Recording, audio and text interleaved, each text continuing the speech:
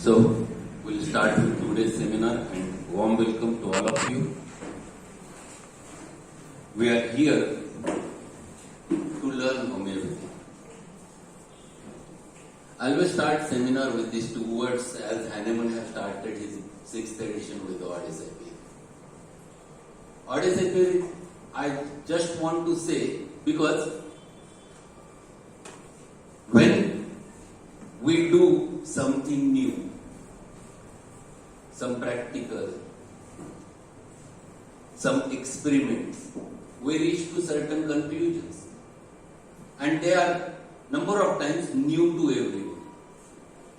Whatever I am going to teach or discuss in today's seminar, certain concepts which are absolutely new or which are not at all there in your mind when you learn the theoretical homeopathy. And generally it makes a confusion in our mind how to go ahead, whether to follow this or something. My suggestion is that when you do homeopathy practice and when you learn the dynamic science, there is a vast scope to learn homeopathy. There is a vast scope to do a research. There is a vast scope to do different experiments. In my 30 years of practice, I am doing many experimentation. I am trying single remedy, I am trying many remedies, I am trying different potencies. And after repeating the experiments, I came to certain conclusions, and those I am trying in my practice with a very successful results. And that's why I used to share them. I used to openly say that if you want to try, you can try. Verify. If you find it, yes, very good, they are giving the results, you continue. If you don't feel, forget those. But unless and until we do the experiments, it is not possible to go ahead. What homeopathy is there, written by Hahnemann in 225 years back. And if we are not doing any experiment and we are same with the 6th edition of Organ of Medicine, with homeopathy will not progress. It remains as it is. And that's why it is so much needed to go ahead with some progress, with some new practical approaches. And this is what I am trying in my practice. And that's why I used to say every time that it is better to start with something and Odysseus earlier. Today, I will going to share some practical aspects of homeopathy, and that's why the seminar's name is Practical Homeopathy. And generally I used to go with these practical aspects, which are very essential when you deal with the patients. We learn a lot about the theory. We learn the organon, we learn the repertory, we learn the materia medica. Question arises, what to catch from it, what to perceive from it, what to understand from it and apply practically. This is too important. And that's why the logic behind the homeopathy practice, that I want to share. I don't want to teach you just a theory, a first aphorism and that theoretical aspect. It is not useful. What is useful is what logic I used to use for the homeopathy whenever I am doing homeopathic practice.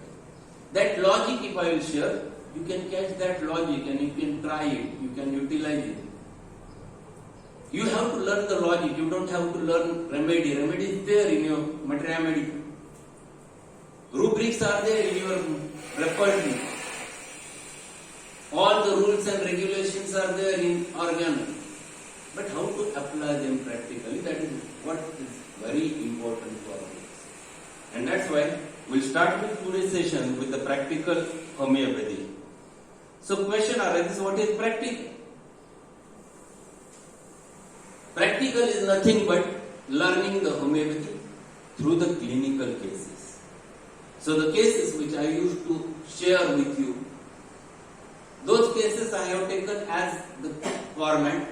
If it is acute case, it is the same thing which you will going to do.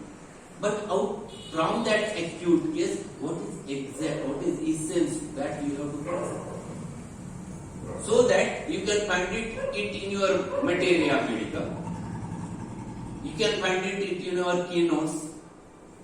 You can find it in your repertory, the rubric, which will guide you to a right simile. And this is what is the thing which you have to learn. And that is what is called, I call it practical. Previously I have made one more experiment.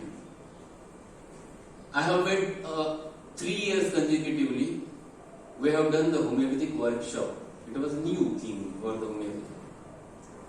It was a practical workshop with cases. We used to, behind every 4 students, 1 case is there, and throughout, right from the 7 in the morning till night, we used to learn with those cases. And for group of 40, 50 students, for every 4 students, 1 case was there. And it was consecutively for 5 days, 7 days session. But it requires a lot of energy and it requires a lot of group efforts. That's why I have not continued after that. But at least with the cases which are there with me, I will share the aspects of it. So how to understand a case? This is very important. We generally take the cases. We go to the OPDs, we go to the hospitals, we find it out the patients. And with which we used to learn. But what exactly we have to learn? This is so important.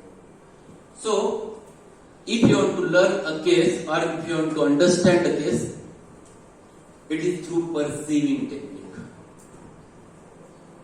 Perceiving is very important word which Hahnemann have utilized. It is you have to perceive the case, you have to perceive an individual, you have to perceive materia medica. He used this specific word. So what is the perceiving? This is what is important for us. What exactly mean by perceiving? To perceive, if we go through the Webster's dictionary, there are many meanings of this. What it says, to grasp mentally, to take the note, to observe, to become aware of through one of the senses, especially through the sight. Hahnemann also utilized the same thing. While case taking, he has given 4 important criteria, qualities of the homeopathic physician. Which are those? In the aphorism number 83, he has given 4 qualities of homeopathic physician to be a good case taking, for the purpose of good case taking. First, he has utilized freedom from prejudice. Second, he should be a keen observer. Third, sound senses. And fourth, fidelity in tracing the picture of disease. The same thing. Why those 4 qualities? All those 4 qualities gives you a right case. All those 4 qualities gives you a right perception about the patient. And same thing, same meaning is there behind this. So which are those senses? So which are the senses which we are having? There are 5 senses. The first one, it is the eyes, vision, very important because it is a fact which you can observe with the help of your eyes. It is too important for a homeopath to utilize it. Before just observing, we must know the things, then you can observe, then we have a vision. If we know the things in the materia medica, we have good vision, then we can find it out, locate whatever is there in the materia medica, we can locate in the patients.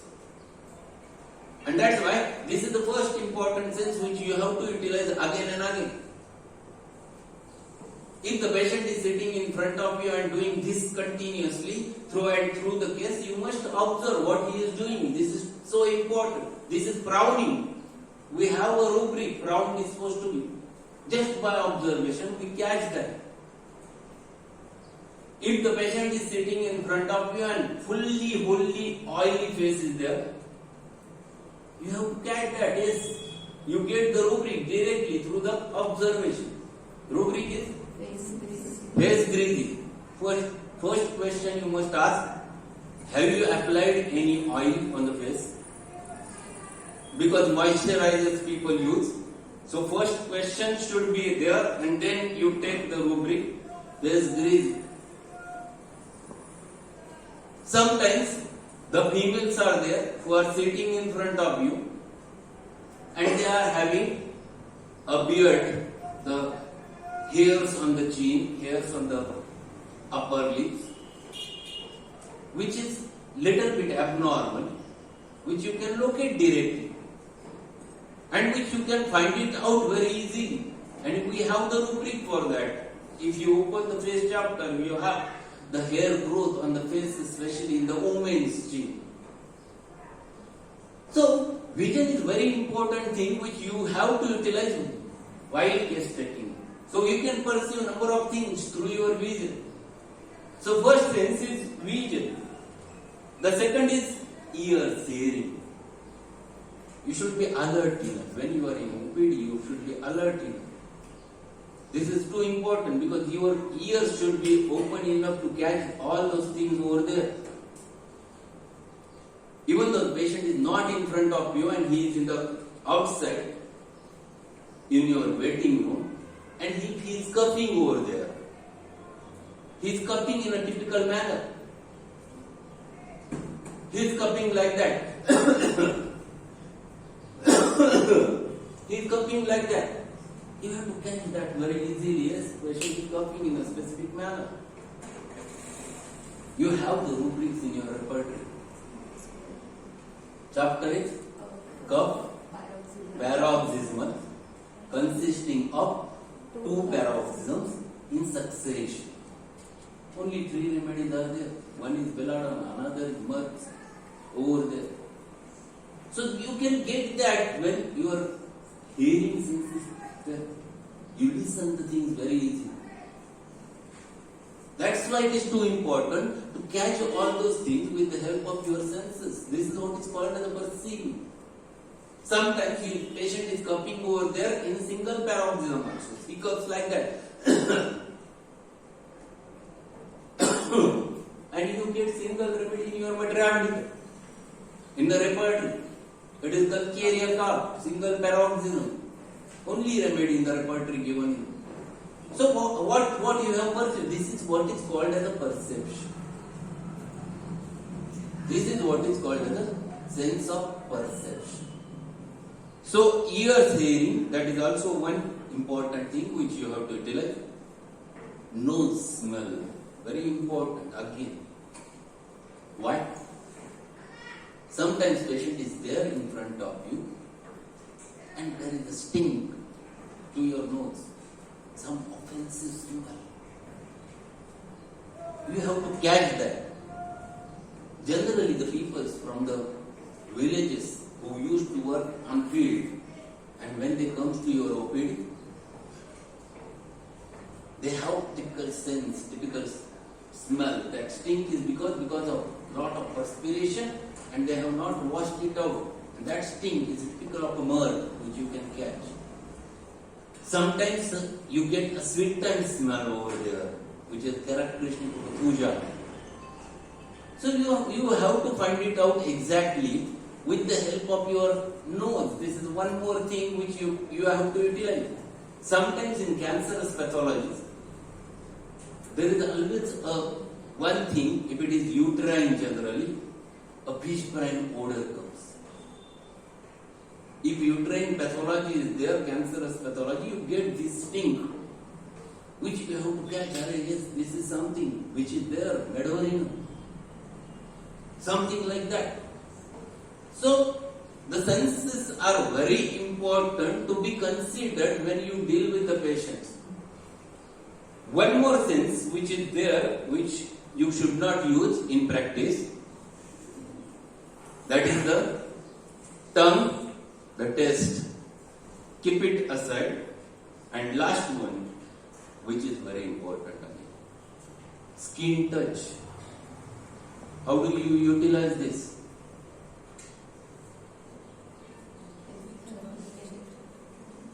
You have to utilize, but what do you observe?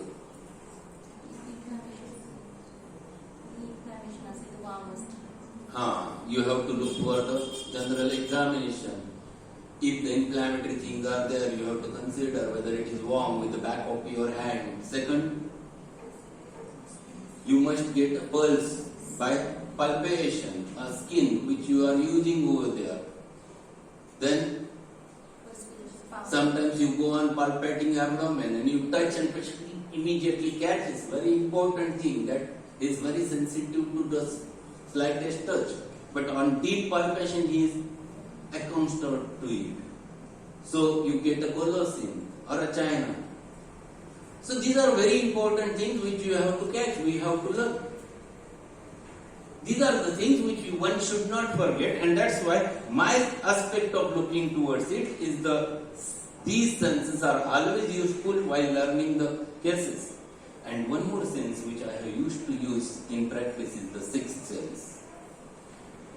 What sixth senses? This is the dictionary meaning. A sixth sense, a power of perception, thought of a sense, in addition to the commonly accepted five senses, it is the intuitional power. Intuition is very important, but intuition develops only when you have the knowledge. Intuition never comes automatically. You are working day and night. You are learning materia medica day and night. You are utilizing repertory day and night. You are learning organon day and night. Then automatically it reflects when the patient is there. You catch the things very immediately. That intuition comes at that moment. When you look toward the patient, it comes out very easily. You can catch. That intuition is the result of your study, which you have learned for long time. This is sixth sense, which develops after a study of the things. And this is what is a thing which one has to develop. It requires spiritual energy to develop inside yourself. And what is that spiritual energy? Spiritual energy is nothing, it is not like that you have to sit in front of the God and catch the spiritual energy. It is not like that. Whatever you are doing, do it by heart. Give 100% to your work. Take the efforts to go for it. That is what is called as the meditation. Meditation is nothing but whatever you are doing, when you forget rest of the things, it is meditation. You are going into the same trance. And when it happens, then you get the intuition. Because you become part of and parcel of this universe at that moment. And that's why you get number of things at the same scene. This is sixth sense, which is useful in your practice. So, this power which you have to develop. The two words, the sick. And these are the two words which are there in the first aphorism. Hahnemann says, the physician's only mission is to restore the sick, to help to cure as it is done. And he has written the sick in italics. Why? Because it is the thing one has to understand. There are many dictionary meanings, suffering from disease, illness. These are dictionary meanings. Different dictionaries defines it in a different manner. It is impaired poor condition, it is sickly color, it is mentally, emotionally disturbed. Many meanings are given. But what is that actual sickness is there? That you have to learn.